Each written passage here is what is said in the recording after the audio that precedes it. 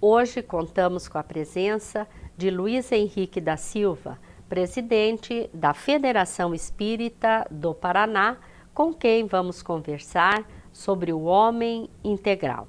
No Momento Espírita, apresentaremos a mensagem Senhor e Mestre.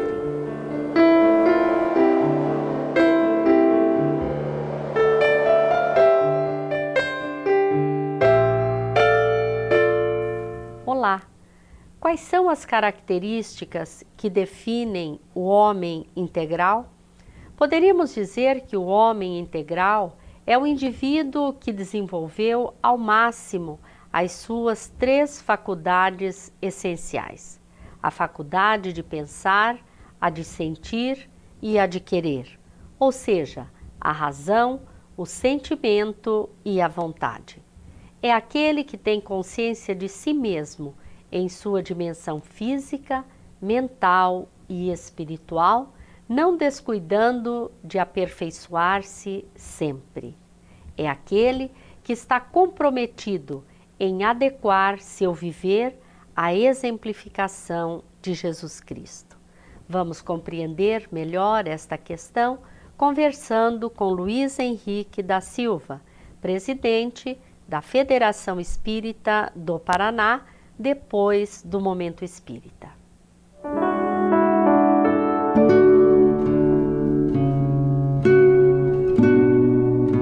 Inigualável, Senhor das estrelas, Senhor dos espíritos. Iniciou sua jornada na terra num berço de palha, improvisado por seu pai. Fez-se frágil num corpo de criança, como todos os seus irmãos na terra. Demonstrando o valor do amor, confiou-se à guarda de uma mulher, sua mãe. Em seu seio se aninhou, alimentou-se e recebeu carinho. Sábio dentre todos os sábios, obedecendo ao costume de Israel, aprendeu de seu pai o ofício da carpintaria, moldando a madeira com suas mãos abençoadas. Conhecedor da lei que ele próprio viera a ensinar, submeteu-se à frequência à sinagoga local, como todos os meninos de sua idade. Mais de uma vez, apresentou questões de alta filosofia e ciência, numa demonstração do quanto sabia, bem como desejando assinalar de forma clara que muito mais saber havia para ser aprendido, não sendo os homens os detentores de toda a sabedoria. Mestre o foi, sempre. Portador de entendimento pedagógico, como ninguém mais. Conhecedor da alma das suas ovelhas, lançou sementes aqui e acolá, de forma sutil, muito antes de iniciar o seu messianato. Quando o tempo se fez, deixou a casa simples de Nazaré, onde crescera, olhou os campos e as colinas, e buscou as estradas do mundo. A partir de então, condutor de um imenso rebanho de espíritos, não teria uma pedra para repousar a cabeça.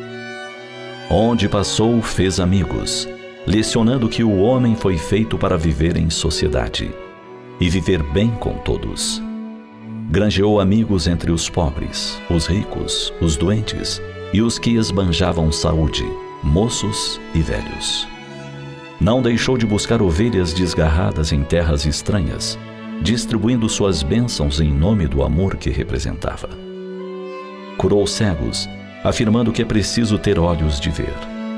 Libertou ouvidos do silêncio, conclamando que era preciso ter ouvidos de ouvir. Cada gesto, um ensino, nada desperdiçado. Devolveu movimentos a paralisados, lucidez a perturbados. E o convite era de dali em diante o agraciado fazer o melhor para conquistar felicidade. Não se entristeceu por viver entre os homens. A nota melancólica que cantou foi somente pela dureza dos corações, pois prescrevia que a cada um seria dado segundo suas obras, antevendo as dores dos que semeavam espinhos em suas jornadas. Iniciou sua missão, abençoando com sua presença a união de 2 seres na constituição de uma nova família.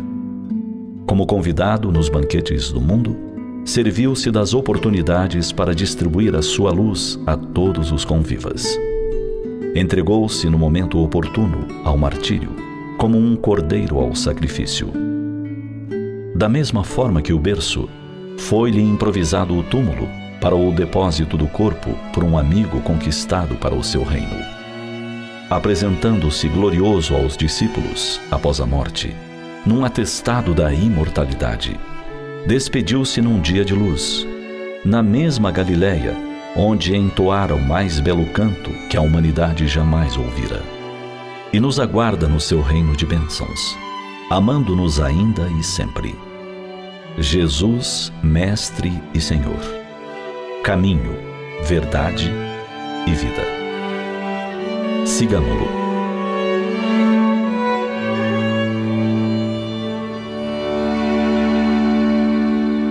O Momento Espírita é produzido pela Federação Espírita do Paraná, que já disponibilizou 21 CDs e 10 livros com mensagens belíssimas, como esta que acabamos de ver. Estão disponíveis também no site momento.com.br. Vale a pena visitar este site. Agora vamos conversar com Luiz Henrique da Silva, que é palestrante espírita e o atual presidente da Federação Espírita do Paraná. Luiz Henrique, é com muita satisfação que nós te recebemos neste programa. Aceitamos o convite também com muita alegria e desejamos paz para todos. Diante do progresso que se estabelece nas mais diversas áreas da ciência atualmente, muito se fala no homem integral, que está melhor preparado para a vida. O que nós podemos ou devemos entender por homem integral? Homem integral é buscarmos, na realidade, um parâmetro para podermos seguir, um alvo que nós devemos atingir. E para isto nós temos que ter uma boa referência. E como referência para todos nós temos Jesus, que é o modelo e guia para toda a humanidade. Quais são os passos que nós devemos seguir para conquistar a condição de homem integral? Nós temos alguns aprendizados a ser estabelecidos num processo educativo. O primeiro é nós aprendemos a se conhecer, o autodescobrimento, nos voltando para nós mesmos, identificando as nossas potencialidades, bem como as nossas fraquezas. Com isto, nós estaremos em condições de aprender a viver, colocando nos nossas ações todas as potencialidades que nós possamos aflorar dentro de nós. E com isto abafando essas dificuldades que são inerentes ainda próprias de pessoas, de criaturas ainda imperfeitas que somos. Estabelecendo o aprender a viver, nós vamos aprendendo a ser efetivamente, dando prioridade ao espírito, que é de deixar de lado o ter, que ele é importante, mas não pode superar a situação de ser. Então, dando ênfase sim às coisas materiais, que nós vivemos num mundo material, nessa existência, e que o mundo material é importante, nós precisamos nos abrigar, nos locomover, nos vestir, mas que não sejamos escravos dessas coisas. Então, nós estamos dando, então, com isto, ênfase ao ser, ou seja, ao crescimento espiritual. A seguir, vamos aprendendo a amar, que é a bandeira do Espiritismo. Fora da caridade não há salvação. Então, com isto, amar, compreendendo, tendo paciência para com o nosso semelhante. Então, nós fechamos o círculo. Nós estabelecemos um rumo, com esse rumo, metas, para bem atingirmos o alvo, que é exatamente de nos tornarmos homem integral. E esse processo de questionamento de quem somos, ele deve ser contínuo, não é? Nunca pararmos. Sim, com toda certeza. E isso tem que ser frequente. Não deixarmos um tempo grande para fazermos a avaliação, para buscarmos essa identificação de nós mesmos. Isso, o ideal seria, como disciplina, todos os dias, na hora que nós vamos repousar, à noite, de podermos fazer uma reflexão do que nós fizemos de bom, o que deixamos de fazer, as nossas dificuldades, para estabelecermos um compromisso conosco mesmo no dia seguinte. Então, sempre nós vamos ajustando um passo após outro, com avaliações e ajustes constantes. E a formação do homem integral está atrelada ao processo educacional? Com toda certeza, sim. A doutrina espírita, ela é totalmente, nos chama, nos conclama ao processo de educação. Educar é buscarmos dentro de nós o que nós somos, para trabalharmos isso e aflorar. Então é um processo totalmente educativo, de nós nos conhecermos efetivamente e podermos aí bem conviver no contexto que nos encontramos. O que está de acordo com a questão 919, teu livro dos Espíritos, né? Quando Allan Kardec pergunta qual o meio mais eficaz para se melhorar nesta vida, e Santo Agostinho responde: o conhece a ti mesmo, né, Luiz Henrique? Exatamente, isso mesmo. O homem integral tem o conhecimento de si, conforme você já esclareceu. O autoconhecimento, ele proporciona um melhor relacionamento entre as pessoas? Sim, porque na nossa vivência diária, nós vamos tendo mais paciência para com as pessoas, compreendendo que às vezes, se nós estivéssemos no lugar do companheiro, da companheira, nós talvez naquela situação faríamos pior. Então nós vamos tendo mais paciência com aqueles que estão mais próximos, compreendendo melhor a sua situação, para podermos superar juntos as nossas dificuldades. Nós somos criaturas diferentes umas das outras. Enquanto um está um passo à frente, o outro está um passo atrás, ou não está na mesma condição que a nossa. Então são entendimentos diferentes que temos que estabelecer um processo de comunicação e de vivência de forma harmônica e cristã. Luiz Henrique, quais as consequências para o homem que não adotar essa postura da busca do homem integral? Todos nós estamos aqui na Terra, neste atual contexto da vida, com o objetivo de buscarmos o crescimento espiritual. Para isto, nós vivenciamos as dificuldades do dia a dia próprio para a cada indivíduo. Diante dessas vicissitudes, o nosso comportamento tem que ser condizente com a nossa realidade espiritual. E hoje, se aí estamos enfrentando essas dificuldades, nós já temos maturidade para tal. O homem que se vai contrário a esta dinâmica da vida, tentando se manter estático a esta realidade, ele sofre as consequências pela sua própria imprudência. Por ter o livre-arbítrio conquistado, ele pode partir para um caminho ou para o outro. No entanto, ele será responsável à reparação. A colheita, como se diz, se torna obrigatória. A semeadura livre, pelo seu livre-arbítrio, no entanto, as consequências dos seus atos vai repercutir ou na atual reencarnação ou em outras possibilidades futuras. Então, o homem, ele postergando ou querendo ficar contrário a esta realidade, vai sofrer as consequências dos seus próprios atos. Cada vez que nós postergamos uma situação, quando tivermos que enfrentá-la novamente, será muito mais difícil. E o sofrimento ainda se torna necessário ao homem para bem compreender as leis de Deus, para compreender da necessidade das ações centradas no bem.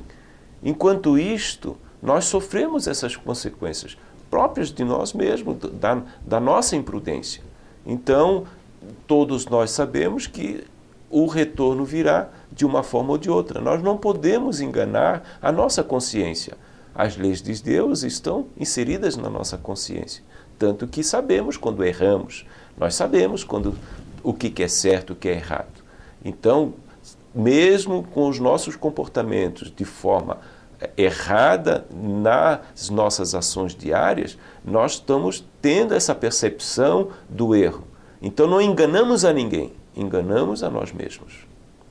E quando o homem, ser espiritual, né, está postergando demais essa mudança, essa transformação, as próprias leis divinas o chamam à realidade, a essa tomada de consciência, Luiz Henrique. Sim, porque nós nos afinizamos com aquilo que nós pensamos e com aquilo que nós fazemos.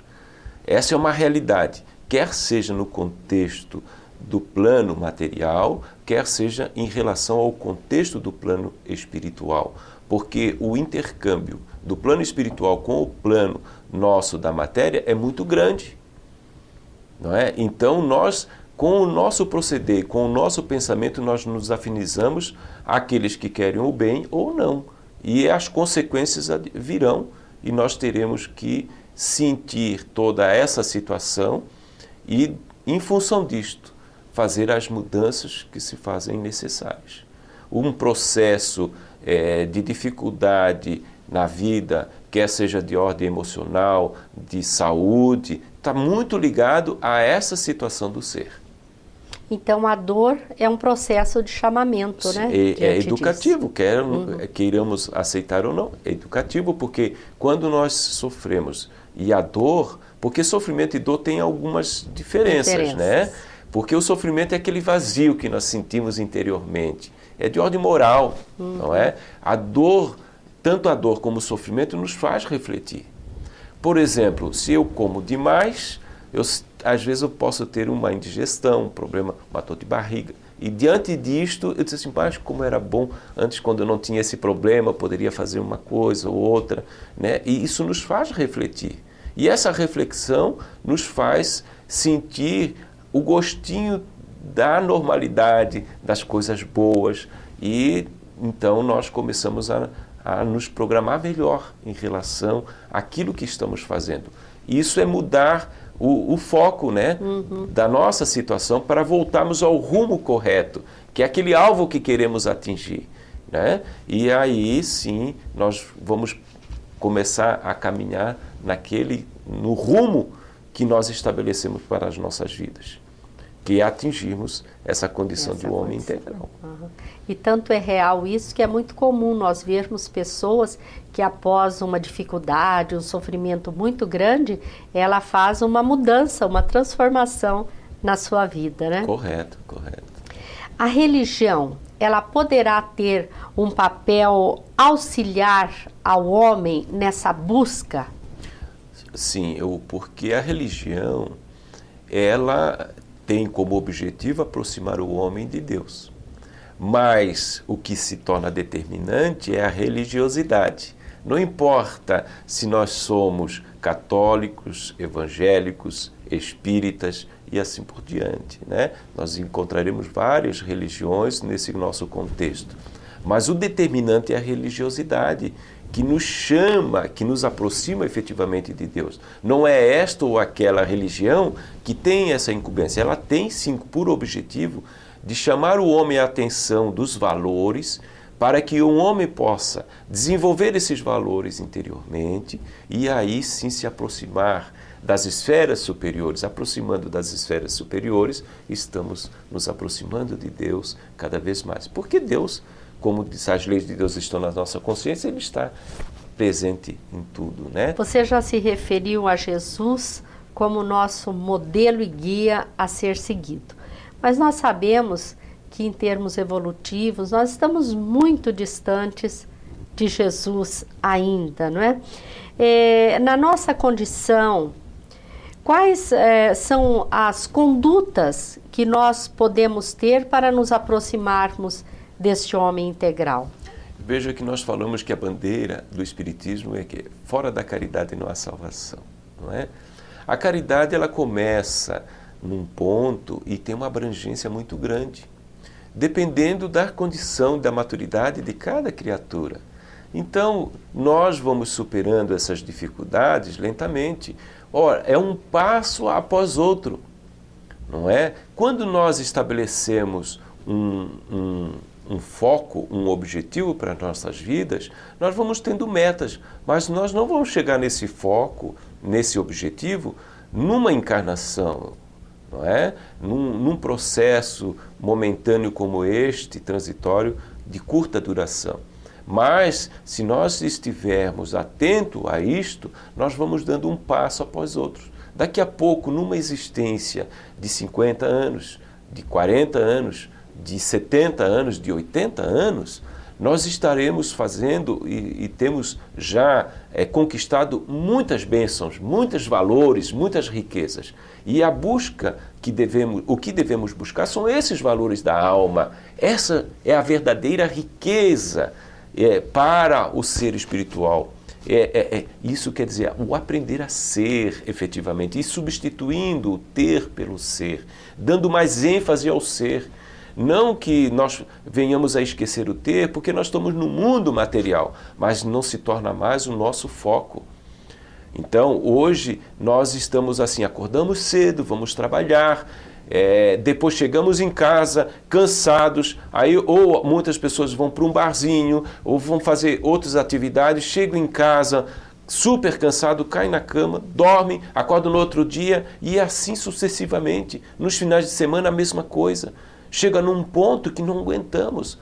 A estrutura nossa espiritual, do nosso psiquismo e a estrutura do nosso corpo não suporta, né? E nós vamos tendo uma repercussão. De que forma vem essa repercussão? Com uma doença, com uma dificuldade ou outra, para que nós possamos avaliar melhor. Deus nos ajuda tanto que a dor e o sofrimento, a doença, nos chama a atenção, é o termômetro para nós acordarmos diante dessas situações pelo qual nós estamos saindo do foco, saindo do objetivo maior do ser, que é o espírito, que é o seu crescimento. Esse é o nosso objetivo.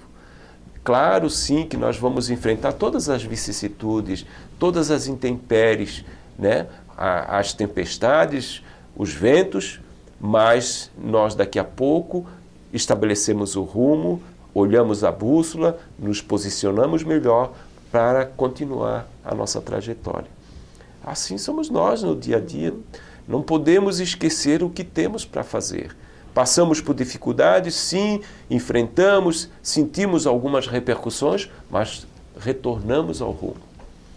Por isso devemos sempre ter metas em nossa vida, objetivos a serem atingidos. E precisamos revisar constantemente para os devidos ajustes. Senão, se deixarmos muito tempo, o ajuste é muito grande e desistimos.